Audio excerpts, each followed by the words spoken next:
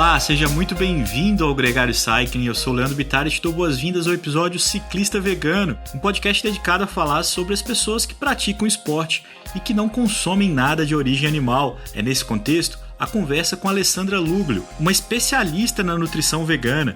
Mais do que isso, ela é uma entusiasta de uma vida saudável, sem o consumo de nada de origem animal. Isso fica muito claro na conversa que a gente tem agora com ela. Ela fala sobre alguns mitos da dieta vegana e também da dieta onívora. Será que a gente precisa tanto assim da carne de origem animal para ter um bom desempenho nos esportes? A resposta dela você já deve imaginar, mas a explicação é o que você escuta a partir de agora.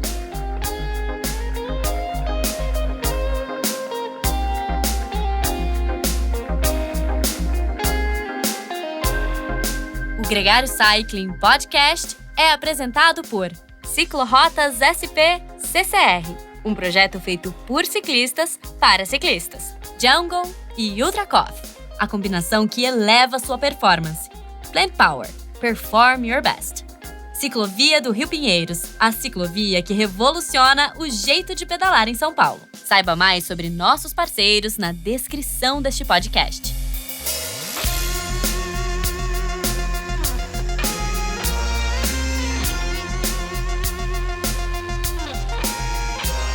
Alessandra Luglio, muito bem-vinda de novo aqui com a gente no Gregário Cycling. É sempre um prazer ter a sua companhia. Já tava com saudade.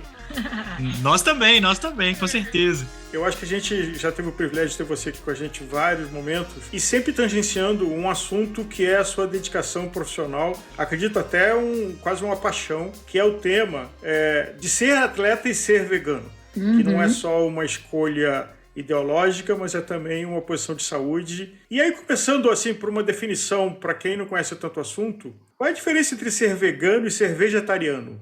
Bom, eu acho que assim, existe toda uma confusão em termos nessa parte de terminologia, mas eu vou ser muito prática, né? Normalmente, chama-se vegetariano aquela pessoa que deixa de comer carnes, todo tipo de carne, inclusive peixe. Esse termo peixetariano define aquela pessoa que deixa de comer carne vermelha e frango, mas come ainda peixe. Mas isso não entra dentro do mundo do vegetarianismo, porque peixe é animal, assim como qualquer outro animal. Então, ou seja, os vegetarianos não comem nenhum tipo de carne, mas podem fazer uso dos derivados dos animais, como o leite, todos os seus derivados, tipo whey protein, o ovo, o mel. Presta tanta atenção em outras coisas que possam vir de animal, que tem a ver com alimentação, como, por exemplo, colágeno, a cápsula do suplemento ou do medicamento tem que ter colágeno, enfim. Então, o vegetariano não come carne. Quando você vai para uma alimentação que tira tudo que venha de origem animal, a gente chama isso de alimentação vegana, que não entra nada de leite, nada de ovo, nada de colágeno, nada de corantes que venham de animais, como, por exemplo, corante vermelho, conchonilha, que é um inseto, nada de carne, claro. E o veganismo, né, é bom falar sobre isso, ele não é só uma dieta, uma alimentação, um modelo alimentar. É um estilo de vida, uma escolha pessoal que, dentro do possível e do praticável, né, não compactua e luta contra a exploração animal. Em todos os sentidos, entretenimento, vestuário, teste em animal, cosméticos e outras coisas. Então, em termos nutricionais, né, dieta, assim, a gente pode chamar de dieta vegana, aquela que não tem nada de origem animal, e vegetariana, aquela que tem os derivados dos animais inclusos. Eu ia te perguntar, você acabou respondendo um pouquinho sobre isso, mas qual que é a principal motivação? Assim, isso é uma coisa que a gente pode entender como uma etapa natural do ser humano, assim, optar por ser vegano, ou é uma coisa que, à medida que a gente vai refletindo mais sobre as coisas, e até mesmo essa exploração, como você disse, acaba sendo uma possibilidade mais concreta do que já foi no passado? Bom, eu acho que a principal motivação para o veganismo, que, né, ou seja, sem nenhuma dúvida, é esse despertar da consciência quando você entende o que está por trás de tudo que envolve comer animais, né? Tudo que envolve o sistema da agropecuária hoje, né? Toda a questão da exploração, do uso fruto de animais, que são seres sencientes, que sentem exatamente o que nós sentimos, que o cachorro sente, que o gato sente, é tudo igual. E aí, quando você se entende como parte de algo que explora cruamente os animais, realmente essa é a principal escolha, o principal fato que leva as pessoas a deixarem de comer tudo de origem animal. bem claro hoje, através de pesquisas, né? Eu estou muito nesse mundo, a gente tem diversas pesquisas feitas fora do Brasil e no Brasil que mostram que a principal motivação para a redução do consumo de alimentos de origem animal, que é aquela redução que a gente chama de as pessoas flexitarianas, que estão reduzindo, parando, tipo, troca o leite animal pelo leite vegetal, faz segunda sem carne, corta a carne vermelha, enfim, são pessoas que têm várias formas de reduzir o consumo de alimentos de origem animal, e as pesquisas mostram claramente que essas pessoas são motivadas pela própria saúde, porque hoje já é muito bem reconhecido o fato de que o excesso de consumo de proteínas, gorduras animais e a falta, inclusive, que está relacionada com isso, de toda a amplitude vegetal no cardápio, leva a doenças crônicas, como doenças cardiovasculares, diabetes e câncer, que são as principais causas de mortes no mundo. E retirar os alimentos de origem animal, tendo uma alimentação equilibrada, rica, variada, é uma opção que realmente leva à longevidade. E esses estudos, eles foram escancarados recentemente. E isso é muito bacana. Quase todos os intratreinos hoje são veganos, né?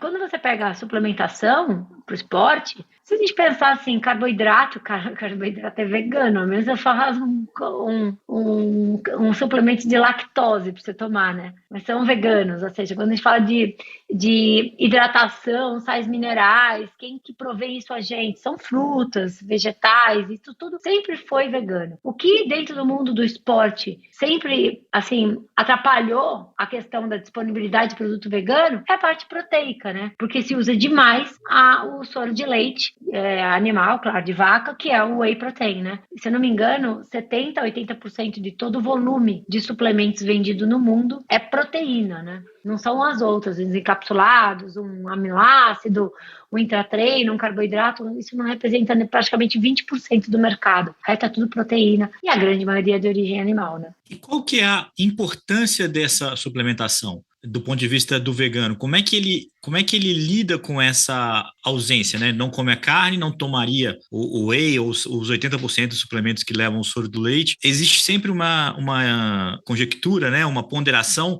de que vai faltar alguma coisa no organismo, que vai faltar alguma coisa na sua nutrição. Como você, que além de vegana é também uma nutricionista, como é que você lida com essa resposta? A primeira coisa, todo vegano precisa ter atenção à vitamina B12, né, que é algo que não tem na alimentação e que muito, muito, muito provavelmente precisa suplementar, o que é algo simples, com cápsulas, com comprimidos, ou até injetável, mas enfim, eu gosto mais do que aquela injeção dói demais, então eu tomo lá meu comprimidinho diariamente, a cada 3 dias, enfim, e não é nada diferente do que dar um rolê lá na loja de suplemento, dar um rolê lá na farmácia perto da sua casa, que você vê a parte de suplementação, aquele monte de vitamina, mineral, é isso e aquilo. Você vai numa loja de suplemento, aquilo lá não é feito para vegano, aquilo é feito para onívoro, né?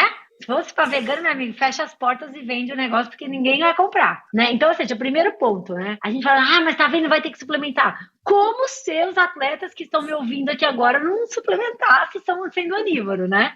Então, o primeiro ponto, eu acho que tem que deixar muito claro que a gente vive hoje uma atmosfera assim, de ilusão com relação ao suplemento, isso é muito importante. A maioria das pessoas suplementa muito além do que precisa, suplementam nutrientes que não precisam, mesmo sendo onívoros, como sendo veganos, tá? Então, ou seja, a gente criou uma sociedade que hipervaloriza primeiramente a proteína. Então, tudo que é proteico vende mais, ou seja, o cara vai comprar a barrinha de proteína vende mais. Se eu for pegar um saco de arroz e colocar no rótulo arroz protein, ele vai vender 10 vezes mais do que o arroz não protein. Agora, então, de onde veio, assim, eu já anotei para ler o livro, mas para dar um teaser, de onde veio essa onda de que proteína é um nutriente tão fundamental? A gente tem eu acho que 2 caminhos para pensar. Primeiro que assim, um caminho bastante assim, como eu posso dizer, sem falar uma palavrão aqui, ou seja, um caminho bastante assim,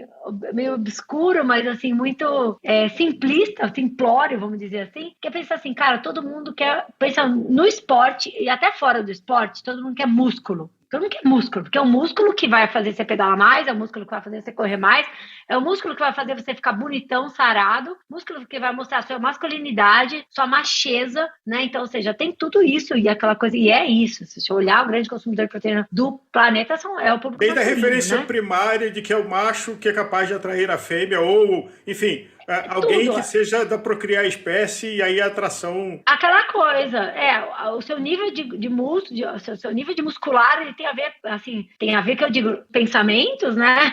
Com o seu nível de macheza, o cara é forte, o cara é isso, aquilo, né?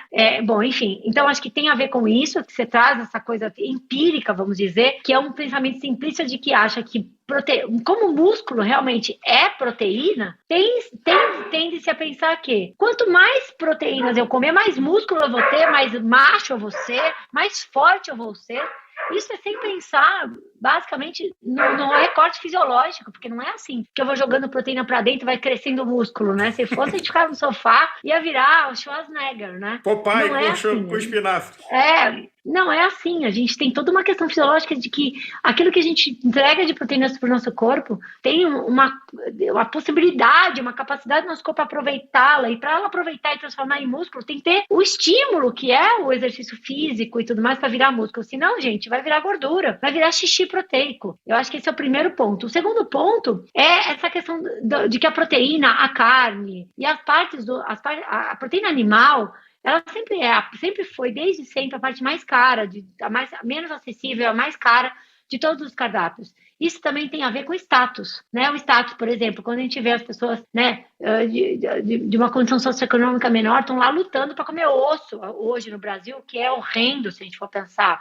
Se a gente olha historicamente, os escravos, né, eles não comiam carne, eles comiam o rabinho do porco, o pé do porco, o focinho, por isso que virou feijoada, porque eles jogavam todas essas sobras dos animais que não são os músculos, que isso ficava para a elite, né, que comia, para os senhores e tudo mais, que comiam a proteína. Então, sempre a proteína teve um status social, diferente do arroz, do feijão, da banana.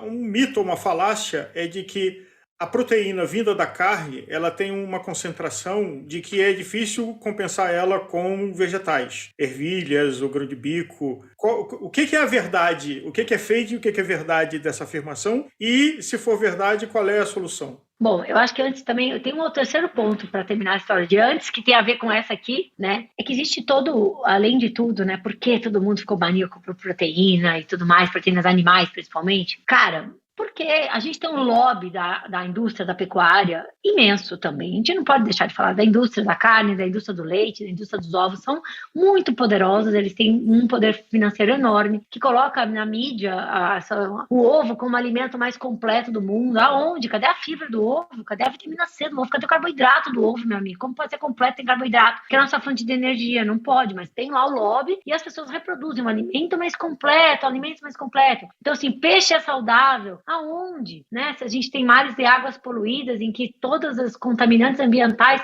estão dentro do animal também, você recebe esses contaminantes. Talvez tenha sido na época da minha tataravó, mas não mais hoje. Então, as proteínas vegetais sempre foram muito subestimadas, né? E quando a gente vai estudar a fundo, sem vínculo com a gente olhando, né, do ponto de vista científico, tudo fisiológico, que é muito claro, e sem estudos com conflitos de interesse, você não vê essa diferença. Até porque tem algumas histórias muito mal contadas, né? Que eu vou contar aqui, que é o básico do básico do básico, tá? As proteínas são um conjunto de aminoácidos. Existem 22 tipos de aminoácidos na natureza que vão se combinando em ligações peptídicas e formam as proteínas. Existem trilhões de tipos de proteína, porque imagina 22 bolinhas podendo se misturar de todas as formas, tendo todas elas ou não todas elas, duplicando, triplicando, quadruplicando, em formas lineares, formas quaternárias, formas terciárias, formando formatos tridimensionais. Você imagina o que pode fazer que se chama proteína. Mas todas elas são feitas com os aminoácidos. Existem 9 aminoácidos desses 22 que são considerados aminoácidos essenciais, que são aminoácidos que o nosso corpo não sabe fazer, não sabe sintetizar. E obrigatoriamente, para a gente poder fazer as nossas proteínas, nós precisamos recorrentemente receber da nossa alimentação esses aminoácidos. E aí que está o pulo do gato, porque todo mundo fala que o alimento de origem animal é rico em aminoácidos essenciais. Realmente é. Tem bastante aminoácidos essenciais. De uma forma que chega-se a entender que o alimento de origem vegetal não tem esses aminoácidos essenciais. Mas onde está o tal do pulo do gato? Que, aliás, meu gato fica pulando aqui, né? É isso, é para coordenar o argumento, né? Cara, quem sintetiza, fabrica esses aminoácidos essenciais que estão nos alimentos são as plantas, exclusivamente. Os animais, né, que são os animais não humanos, assim como os animais humanos, nós não sintetizamos esses aminoácidos, nós dependemos que eles venham das plantas, que eles venham da nossa alimentação. E a planta que faz através da fotossíntese. Então, todos os aminoácidos essenciais que você consome no seu whey protein, come na sua carne, no seu ovo, eles vêm daquilo que o animal comeu. Então, o animal comeu planta e ele produziu seu músculo, suas secreções, seus óvulos, com aqueles aminoácidos, e a gente come através de um atravessador esses aminoácidos. Então, ou seja, fica muito claro aqui que eu tenho total direito de ir direto à fonte, ir direto ao vegetal. Então, todos os vegetais, todos, sem nenhuma exceção, têm os aminoácidos essenciais. E todos eles, todos os alimentos, até a melancia, sempre dou esse exemplo, tem todos os aminoácidos essenciais. Que fique claro isso. O que muda é que a diversidade de alimentos vegetais é muito grande. Você tem frutas, você tem todas as sementes, todas as castanhas, todos os cereais, todas as raízes, todas as leguminosas. O que acontece? Cada grupo alimentar tem uma proporção diferente desses aminoácidos e também uma quantidade diferente de proteínas por 100 gramas. Então, tem alimentos que estão mais concentrados em proteínas, como, por exemplo, as leguminosas. Feijão, lentilha, ervilha, grão de bico. E alimentos menos concentrados, como frutas que têm muita água, como a melancia que eu disse. Não deixa de ter. E na alimentação vegetariana, quando a gente não coloca o alimento de origem animal, você consegue, através de uma alimentação simples, que é comendo de forma combinada os alimentos, ou seja, uma alimentação que a gente chama de variada. Toda boa alimentação, para cumprir suas metas nutricionais, seja ela onívora, seja ela vegetariana, precisa ser equilibrada. Fato. Tá cheio de onívoro por aí com um monte de desequilíbrio nutricional, né? Ou seja, não é porque você come de tudo que você está comendo tudo que você precisa. Então isso precisa ficar muito claro. Então na alimentação vegetariana, a gente coloca lá cereal, leguminosa, folha, fruta, pá. E aí todos esses alimentos trazem uma quantidade de aminoácidos e uma qualidade em termos de diversidade desses aminoácidos essenciais diferentes que somados nos entregam o que a gente precisa. Isso a gente chama de princípio da complementariedade, que é o ponto alto do veganismo. Quando a gente não tem um representante no nosso prato de um alimento, assim como a gente faz com a carne. Carne é proteína. Daí você vai lá, você nem conta o que vem de proteína dos outros alimentos, porque para você aquilo lá é sua fonte de proteína. No reino vegetal, a gente tem tudo, a gente vai fazer. E não existe diferença qualitativa em termos de comparativas entre proteínas animais e vegetais. Mas uma dieta ou uma refeição média de uma pessoa que fez a opção pelo veganismo, ela tem um volume de comida maior do que... e eu sei que você já falou que não é comparável, mas eu volto a pergunta. Sim. O bifinho de 100 gramas que está lá com arroz, feijão, batata frita e um alface e um tomate, versus uma opção vegana, o volume desse prato, a quantidade de alimento a ser ingerido, a quantidade de tempo que você precisa para ingerir esse alimento, muda?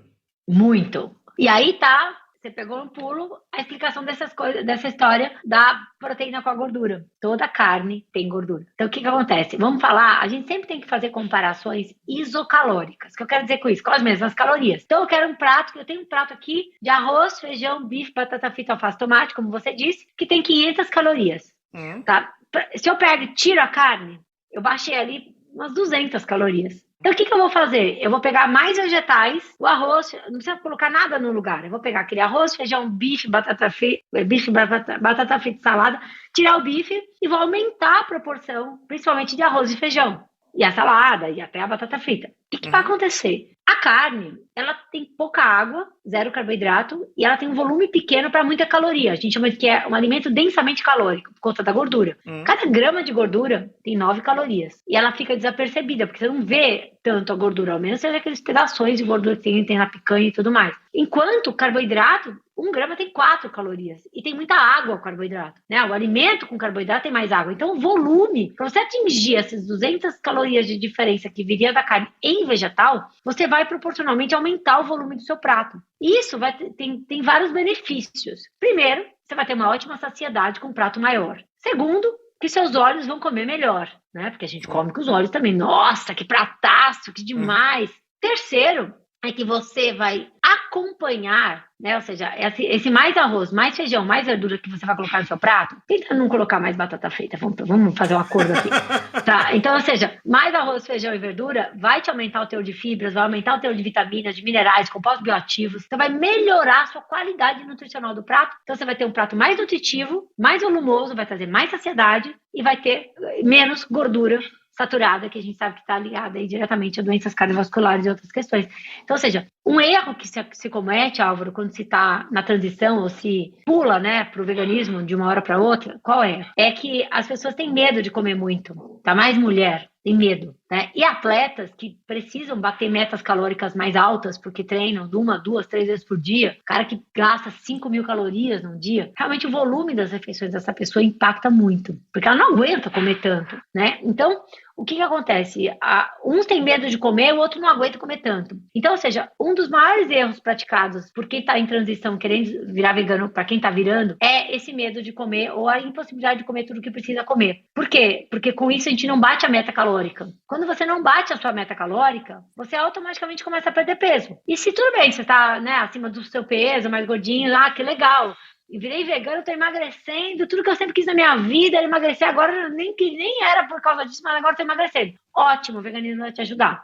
Ajuda mesmo, tá? É fato, tem ciência por trás, a gente já tem dados assim, epidemiológicos que mostram que a população vegana ela chega a ser 15 a 20% mais magra do que a população onívora. E do ponto de vista de volume, esse grande volume da alimentação vegana, ele vai trazer uma correção muito importante do teor de fibra da dieta, tá? Hoje, ou seja, a gente tem aí metas assim, né, preconizadas de 25 gramas para mulheres e 30 gramas para homens, né, de fibras por dia. E a gente sabe que a população não bate nem 20% disso todos os dias, porque come tudo refinado. Então, quando você vai para o veganismo, automaticamente você começa a colocar mais vegetais no seu prato. E esses vegetais, principalmente leguminosas, cereais, são grandes fontes de fibra.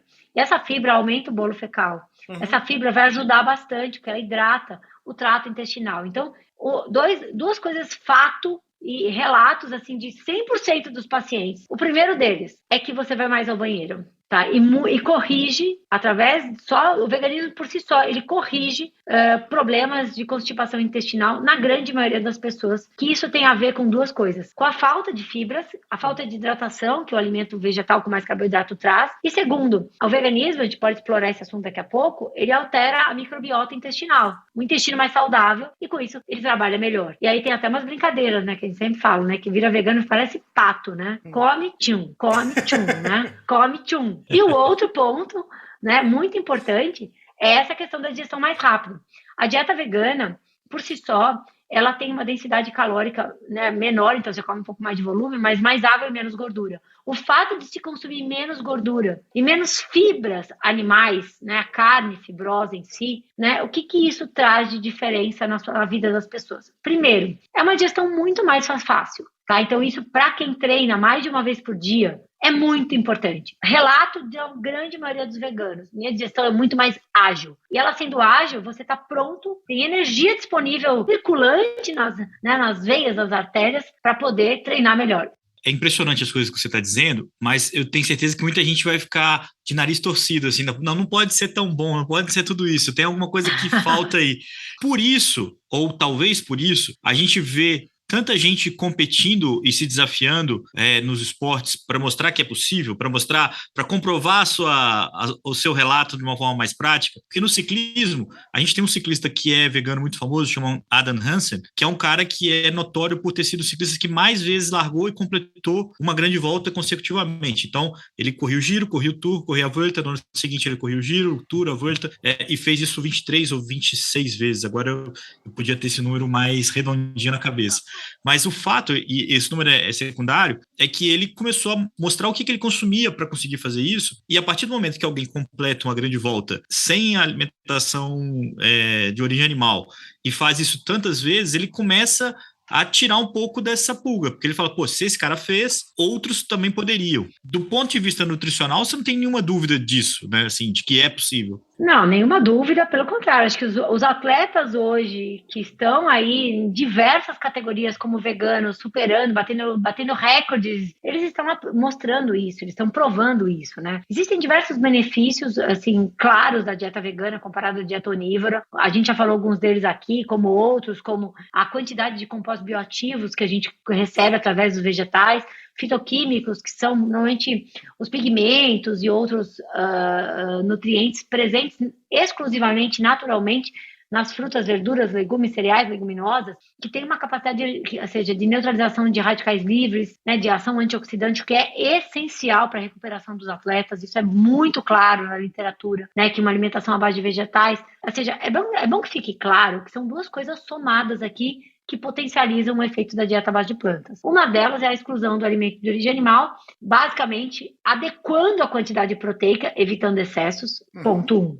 Ponto 2, reduzindo drasticamente gordura saturada, que é aquela gordura pesada, que é aquela gordura que a temperatura ambiente ela é densa, aquela que entope a artéria, aquela que demora para digerir, né? Então, ou seja, basicamente que gera inflamação, né? Assim, junto com o colesterol. Então, isso é eliminado, que são fatores ruins. E não é só tirar. Se eu tirar e não tiver uma adequação na minha nutrição, eu não vou ter benefícios. O outro lado positivo é a inclusão de mais vegetais, principalmente dentro de uma alimentação integral, de uma alimentação muito variada, com vegetais, com frutas, com sementes, com castanhas. Aí a gente vai para um padrão de oferta de nutrientes potencializadores de performance. Por exemplo, todos os polifenóis, como tem na uva, como a cafeína que tem no café, café no chá verde, no chá mate, quando a gente vai para as catequinas do chá verde, quando a gente vai para todas as antocianinas que tem no açaí, que tem o nitrato que tem na beterraba, por exemplo, que é um grande vasodilatador, hoje virou até suplemento, né? Agora é tudo beet aqui, beet ali,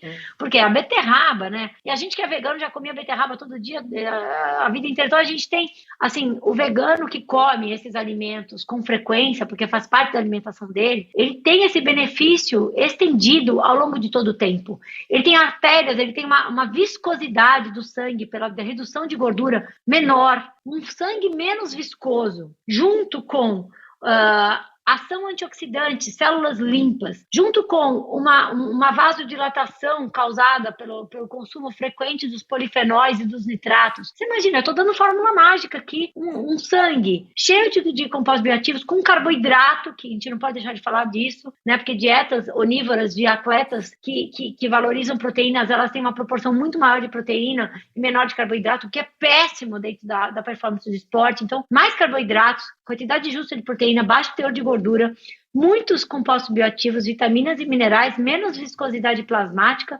mais ação de detoxificação de fígado, detoxificação de célula. Cara, o cara voa. Então, assim, é a fórmula, né?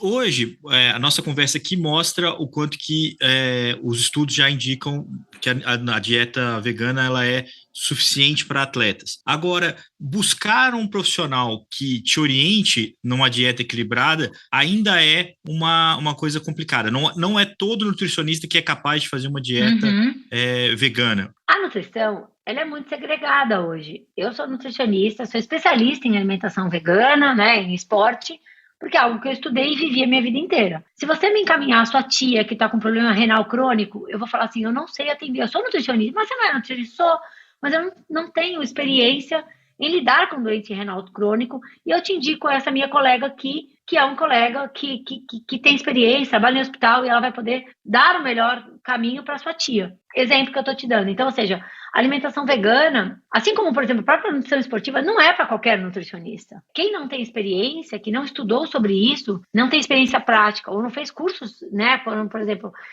os cursos de especialização em alimentação vegana, que são poucos que tem no Brasil, cara, não vai te dar o suporte adequado e te trazer a segurança, principalmente uma segurança motivacional para você continuar. E quem busca rendimento no esporte, né, quem busca resultado, evolução no esporte, assim, a alimentação precisa ser bem cuidada, né? Ou seja, uma coisa é o esportista de final de semana, recreativo, oba-oba, acaba de correr, senta no boteco, toma 10 cervejas e come batata frita. Cara, isso é um estilo de vida. Agora, quando você vai para a busca pelo esporte, assim, em rendimento, em melhora de saúde, você precisa estar com uma nutrição bem alinhada, porque os seus objetivos dependem disso.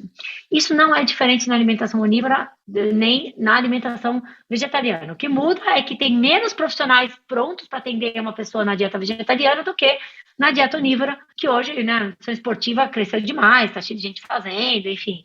Tem até linhas diferentes de pensamento, mas existe. Então, eu recomendo fortemente que se procure um nutricionista, não é médico, não é nutrólogo, porque o nutrólogo ele vai para a parte mais fisiológica, mas quem faz dieta, quem calcula, quem ajuda com a comida, né, e até a própria suplementação, se for necessário, é o nutricionista. E quando a gente fala de alimentação plant-based, menos é mais, a gente não precisa ficar imaginando que precisa mudar a vida radicalmente.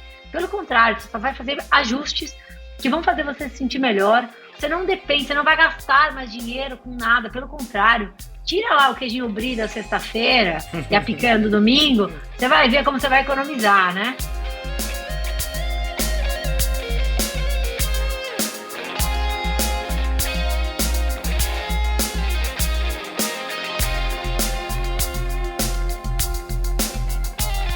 Conheça os produtos Gregário, itens de qualidade com a nossa identidade. Experimente o Café Rubé, feito com grãos especiais para quem é apaixonado por um cafezinho antes ou depois das pedaladas.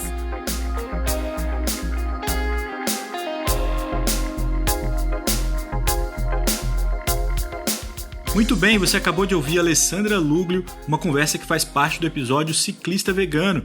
Esse episódio conta também com outras 2 entrevistas. Eu recomendo que você escute elas já. Ouça a recifense Dani Mariano, uma triatleta que tentou mais de uma vez se tornar vegano, conseguiu e está muito satisfeita. Ouça também o Paulo Visaco, um ultra triatleta que encara as mais longas distâncias sem consumir nada de origem animal, e ele está muito satisfeito, inclusive tem conseguido melhorar suas marcas e buscar desafios cada vez maiores. Muito obrigado a você que chegou até aqui. Se é a primeira vez que você está ouvindo o Gregário Cycling, o Gregário Cycling é um podcast semanal. Toda sexta-feira tem um episódio novo. Mas o nosso feed tem muito conteúdo para quem é apaixonado pela bicicleta, para quem é apaixonado pelo esporte. Então siga a gente aqui no seu player de podcast favorito, avalie o nosso podcast e de quebra também siga a gente no Instagram. Por lá a gente também tem conteúdo diário. Vai ser muito legal a sua companhia. Um grande abraço e até a próxima!